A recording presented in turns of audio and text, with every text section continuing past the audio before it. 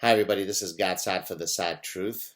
One often hears people saying that they would love to pursue a dream that they've always held, but regrettably, they're too old to do so. Now, of course, in some instances, that is a perfectly valid statement. If you've wanted to be a soccer player, even as talented as you might be, but did not pursue that dream at the right moment, let's say in your mid teens, then you're unlikely to be able to do so when you're 35 because there's a reality about your physical degradation to be able to pursue a professional sport.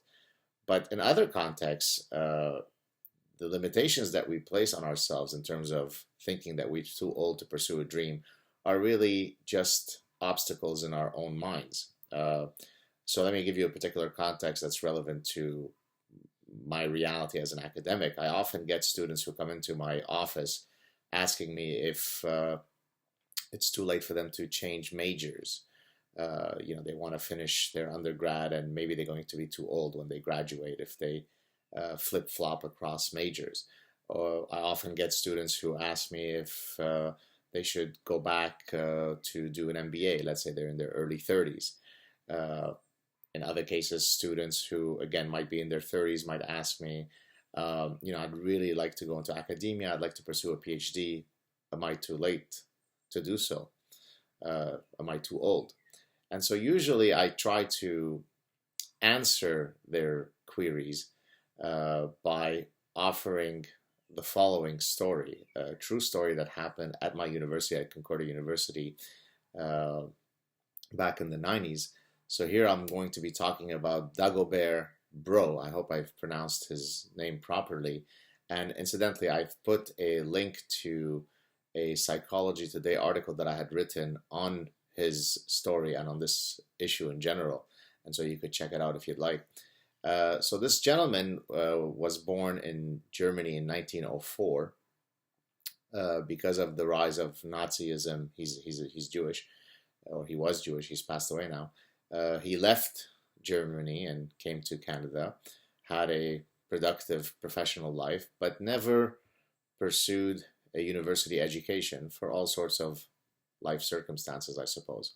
And then in the 1960s, so remember this gentleman was born in 1904, he decided at a time when most people might be sort of packing in their big dreams, hey, I'm now perhaps ready to resume that dream that I've always had to pursue higher education.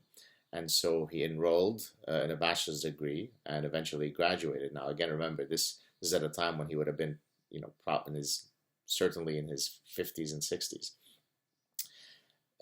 Then he decided that, well, that's not enough. I'm not satiated. I'd like to learn more. I'd like to contribute more.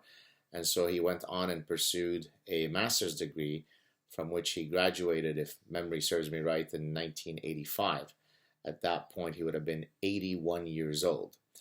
If you think that that was enough, no, it wasn't. He went on and pursued his doctorate, his PhD, and obtained it at the age of 91 years old.